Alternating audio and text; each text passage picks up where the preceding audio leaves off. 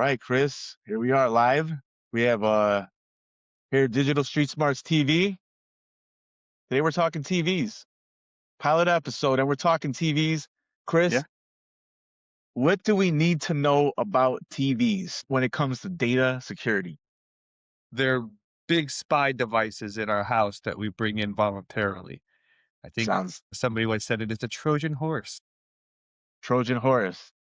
All right, let's talk more about it. Like what makes it what is it doing? What is it Well, that makes it a Trojan horse? it collects data on you. That's really the bottom line. We'll get into the details of how that works, but I mean, let's just do a little setup for you here. You get your brand new television. You're really excited. I'm gonna put it on my PS5 on there. It's the Ultra HD. I'm gonna get some great gaming actions going on, and you're setting it up, and you do like everybody else, right? Click, click, yes, yes, accept, accept. We don't even think twice. The problem is when we do that, we're actually allowing them and activating a thing called ACR, which is called automatic content recognition. And that itself is an extremely invasive feature. And we'll get into details on how that works, but it watches everything that goes onto your screen and it reports it back to your TV manufacturer. And honestly, that's just kind of the start of it. So what are they collecting? When it comes to ACR, and who does it go? Where is it going to? These are exactly the great questions to be asking here. On a basic level, it starts to collect like your basic demographics, like your age, your race, your sex, your income, and then it breaks into like your viewing habits. And I can explain a little bit more about how that works out for you. But yeah, it's a big data collective machine here. So the ACR, the automatic content recognition, to kind of give you a bigger detail of what it does, is not only does it take the screenshots. It also takes short audio clips. I guess you could consider like visual fingerprints as well too on the screen. So what I mean by that is it doesn't really mean what's on your screen itself, whether it's streaming into it from like your Fire TV stick or Apple TV, or you're watching something on a Blu-ray player, or you're playing your Xbox or PS5. If it's plugged into that HDMI plug as well, whatever's on that screen and is also going to be recorded and sent back to them as well too for you. So it's everything. So who's getting it? What is it? What's the incentive to take all our information? They sell it. You know, we think we get a good deal on a TV, right? But what we're not realizing is that TV, like I said, is a Trojan horse. We allow it into the house and then it starts collecting this data that sends back to this manufacturer. And then that manufacturer is going to collect more money on that data on top of us buying that television. So they're double dipping on us. We're paying And them yeah, the opportunity to spy on us and make money off of us. yeah, yeah. I mean, and they take all of this and they take all of that data and they like match it against like your, like I said, your income data, your demographics data, and they group it into like a whole household package and individual packages of the households as well too, if they can get that much data onto you and they sell it all off. And it's all perfectly legal, like I said, because when you set that TV up, like 95% of people out there, we just click through it and we just go through. We didn't read the terms of services of what we accepted. And it's a shady practice out there for you. When they go through it, it's not just that and when they collect it, it's not just going to the TV manufacturer either. They package it up and they sell it to data brokers, the companies like Nielsen-Gracenote, that's one of them. They're an analytics company that license out your data actually. Vizio owns one itself, you know, the TV manufacturer. It's called Inscape. And they package up the raw data and sell it off to advertisers as well too for you. And then there's other companies, analytical companies that buy this data and they combine it with other data they get from other data brokers as well too. So they could try to sell you something that you may have watched on your TV and sell you an advertisement on your telephone. They call that cross-device targeting, and it's literally doing just that. From one device to the other, they're cross-advertising to you because you may have seen something on your phone, and now all of a sudden it's going to pop up as an ad on your computer or your television, wherever else that service that you're using bought their data. Yeah, I could definitely relate to that. Where talking about building a fence right now. And then, you know, I go on my TV, maybe I use YouTube on my TV, and now I'm seeing ads for, getting ads for fence repair, and so that makes a lot of sense. Yeah, it does. But thankfully, we are getting some legal representation out there for it.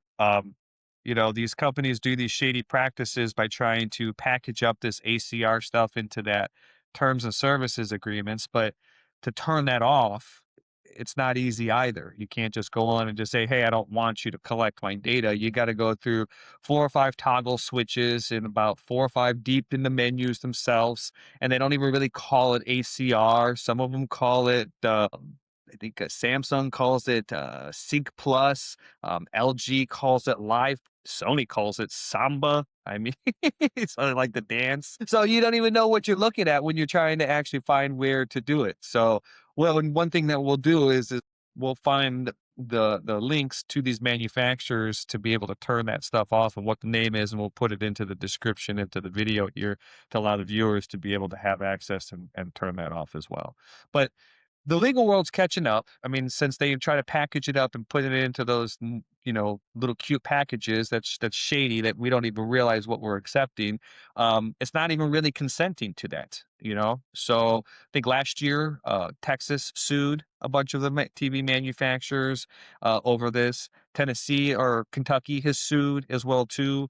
New York just had a lawsuit here as well too in 2026 of this year that uh, is the same thing, saying, "Hey, you can't just force people into accepting this," as saying, "Hey, if you don't accept it, it's you don't get the features to work," because that's what they do. They bundle it all up with the actual features of the TV, and they tell you, "Hey, if we can't collect the data on you, then you can't have access to the features on the TV." So they hold us hostage with it's a hostage situation going on here. It's exactly what they're doing. They hold us hostage on that. So it's definitely not a practical thing out there for Consumers. yeah. So what can we do? What are the things that we can do to stay safe out there? Well, I think the first thing is that, follow what we're saying here. We'll put the links into the description, and then you should go on there and find your TV manufacturer. And if we missed your TV manufacturer's link, just do a Google search on ACR and your TV manufacturer, and you should be able to find the menu to show you where to go in there and turn these features off. But that's definitely the number one thing. The second thing is anytime you get a device, I know we're not the best at it, but maybe at least peruse and skim the terms and services to see if there's any red flags out there. Because we just automatically skip those TOSs and we just go right to give me the TV, give me the action. Let me get my thing. Guilty of that. I'm I guilty am of too. that. I could see how it's important. They're doing things, we're allowing it. As long as we keep allowing it, it's gonna keep happening, and that's not good for us. No, it's not. It's not. And that's why I think that's why we got to bring this stuff to the viewers because, not everybody is aware of this. We didn't know about this until we started looking up into this stuff, Rob. So if we didn't really realize this and, how many other people didn't realize that? And we all know that there's a big data, but what is big data? What is it? Who are they? And why do they want our information? Which apparently you just explained. Exactly. Exactly. So I would tell you, our terrible habits that we continually do is definitely hitting that accept all anytime you want to do something on, or anytime you want to use the new device. Or they change the term and services. Sometimes you get the updates. We updated our terms of our services and stuff like that. How many times do we just ignore those emails or those prompts? We shouldn't because they're changing the information in those terms and services and they're sending you that. And so you have the right to be able to go and look and see what's in there, but we're lazy. And manufacturers know that we're lazy. So they make it even easier for us to ignore the terms and services. They know that. So I would tell you, what do you think the street smart rule of the day would be? Street smart rule of the day would be to pay closer attention to the terms of service because they're trying to sneak one past us. That's very true. I'm gonna add a second one into that. If the product is extremely cheap or free, you are the product. Heard that. I heard that, and it makes a lot of sense. You know, yeah, it's free because they're making money off of us. We are the product. That's our information. It's But yeah, I mean, that's what I got on the ACR here.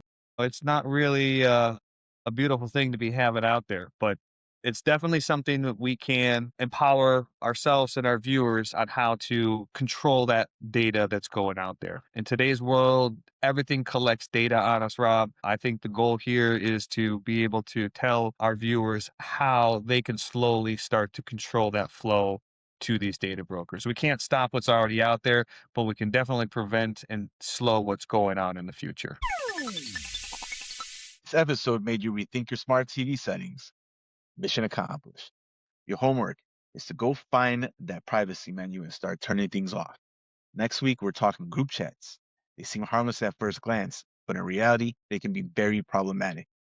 If you found this information valuable, then please like, subscribe, and share so we can continue to create educational content like this. Stay safe out there.